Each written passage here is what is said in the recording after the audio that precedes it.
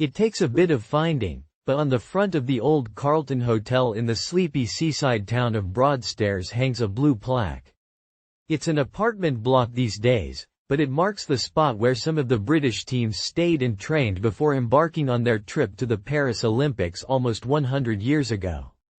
More obvious is the confusion on the faces of the folk who stop and read it, desperately trying to reconcile their view of nearby Viking Bay and their memories of the opening scene from the old movie Chariots of Fire, where the cast splash along the surf to the soaring electronic score of Vangelis.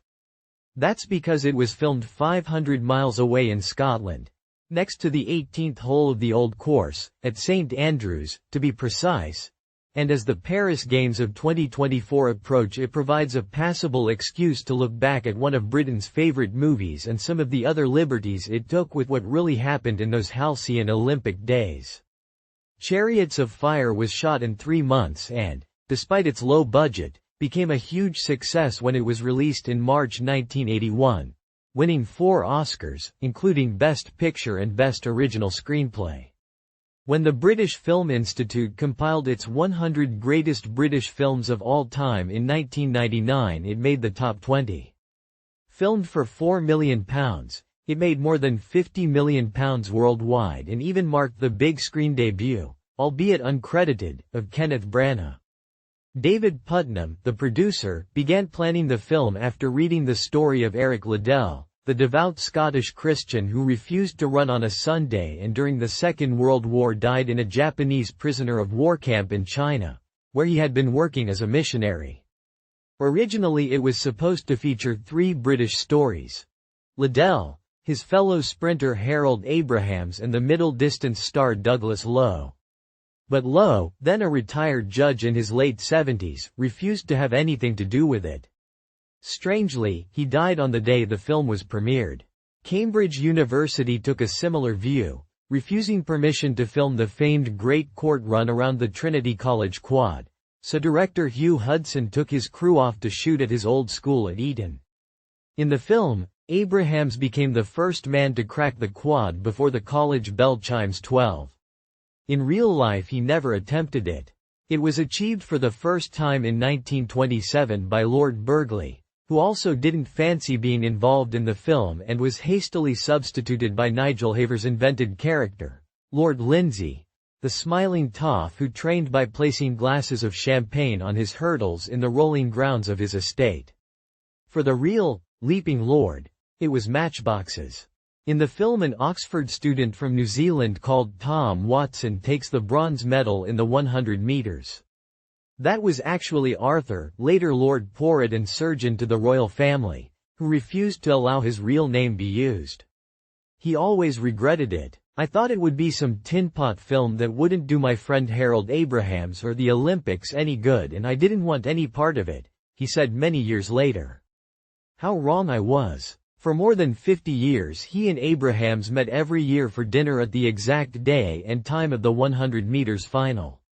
He always maintained that Abraham's prime motivation to win wasn't his fight against anti-Semitism, one of the key tenets of the film, but to beat his 2 much older brothers, one an Olympic athlete, the other an Olympic doctor.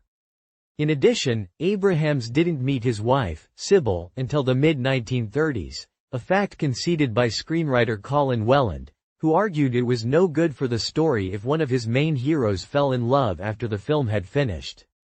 And remember that tense AAA's 100 yards clash between Liddell and Abrahams? "I don't run to take beatings, I run to win."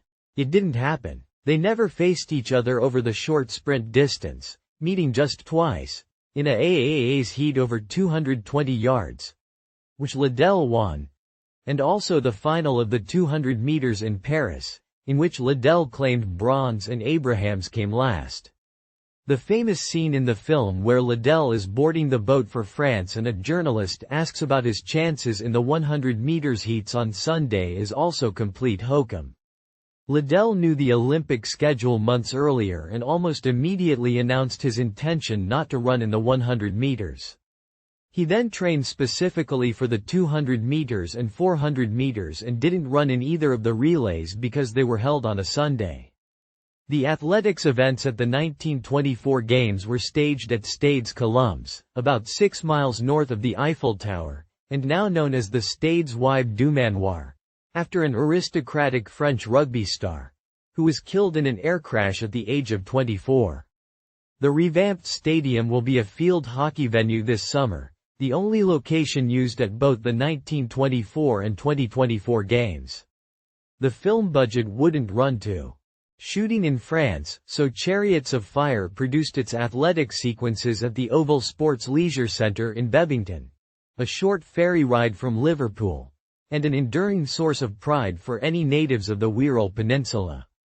Against the odds, Abrahams beat the fancied American stars Charlie Paddock, Jackson Scholes and Chester Bowman to win the 100 meters final. Shortly before his death, Scholes was asked if he remembered Abrahams. He replied, "I remember his ass."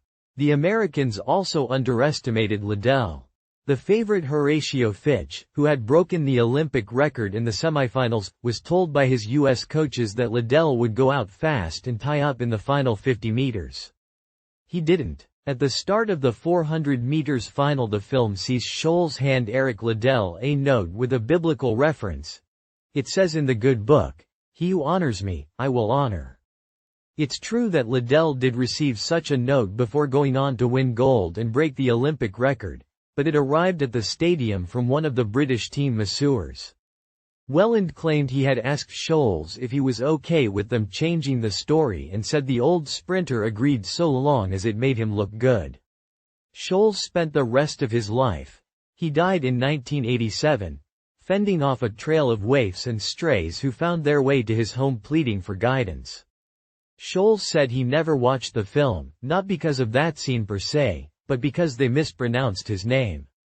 It was a soft Scholes, not a hard Schultz. But it didn't stop him raking in a few bucks starring as himself in an American Express commercial alongside Ben Cross, who played Abrahams. Putnam had a torrid time securing the funding for the film, then casting and shooting, and by the time it premiered, Abrahams had been dead nearly 3 years. When he was initially approached, he'd been flattered by the idea of a film, but the general consensus now is that the old flyer, an old-school stickler for detail, would have balked at the factual inaccuracies.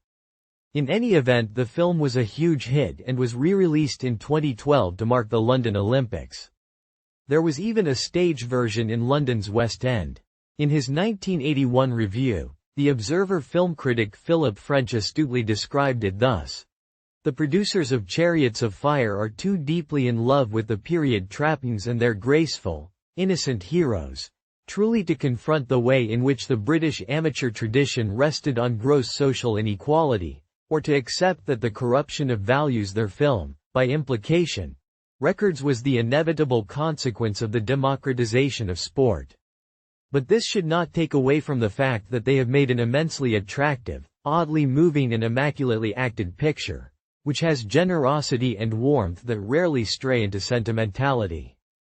At the Academy Awards of 1982, with 7 Oscar nominations, Welland claimed his Best Screenwriter gong and exclaimed to the Hollywood gathering, "What you've done for the British film industry." Then boomed, "The British are coming."